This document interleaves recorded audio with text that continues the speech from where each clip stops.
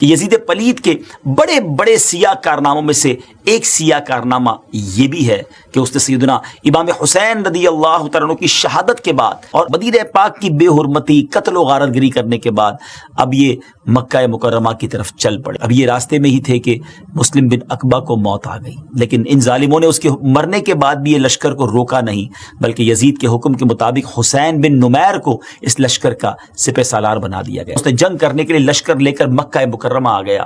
یزید کی طرف سے حسین بن نمیر سے کہا گیا کہ کچھ بھی ہو جائے قریش کی دھوکہ بازیوں سے بچ کر رہنا اور ان کے ساتھ صرف تیروں اور گھوڑوں سے مقابلہ کرنا، یعنی سلوح میں نہ پڑ جانا۔ یعنی دوسرے لفظوں میں ان کو کام ہی یہ دیا گیا تھا کہ لڑائی کرنی ہے، مارنا ہے، سلوح کی بات نہیں کرنی ہے۔ ان ظالموں کو مکے پہ حملہ ہی کرنا تھا۔ چنانچہ مکہ مکرمہ پہنچ کر حضرت سیدنا عبداللہ ابن زبیر رضی اللہ تعالیٰ عنہ نے اس کے ساتھ بھرپور جنگ کی۔ حسین بن نمیر کے لشکر نے مکے کا محاصرہ کر لیا اور عبداللہ ابن زبیر رضی اللہ تعالیٰ عنہ نے مسجد الحرام میں پناہ لی تھی اور اس نے حملہ کیا۔ منجنیق جو ہوتی تھی، یعنی جس سے غلیل کی طرح بڑے بڑے پتھر پھینکے جاتے تھے، انہوں نے آگ کے تیر بھی پھینکے۔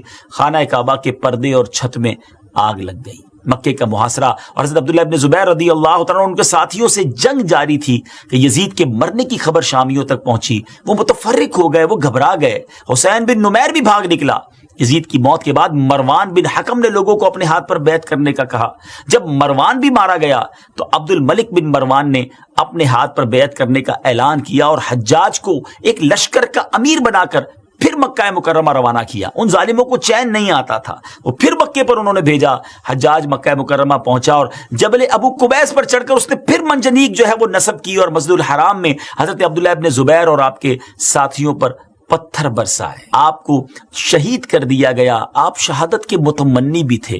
آپ کے دل میں یوں سمجھیے کہ شہادت کا جو شوق تھا وہ موجیں مارتا تھا۔ آپ نے اپنے ساتھیوں کو یہ کہہ دیا تھا کہ ہتھیار ڈالنے نہیں ہیں، جان جاتی ہے تو چلے جائے، کعبے کی حفاظت کرنی ہے اور ان باطلوں کے آگے جو ہے وہ سر نہیں جھکانا ہے، ان کے ہاتھ پر بیعت نہیں کرنی ہے۔ سیدی اعلیٰ حضرت کے ایک شعر پر اختتام کروں گا۔ وہ فرماتے ہیں کہ کروں مدح اہل دول رضا، پڑے اس بلا میں میری بلا، میں گدا ہوں اپنے قریب کا، میرا دین پارائے نہ نہیں۔ ہمارا دین روٹی کا ٹکڑا نہیں ہے کہ اس کو سیل کرتے رہیں، اس پہ کمپرومائز کرتے رہیں، جیسا دیس ویسا بھیس۔ یہ عجیب سا جملہ ہے۔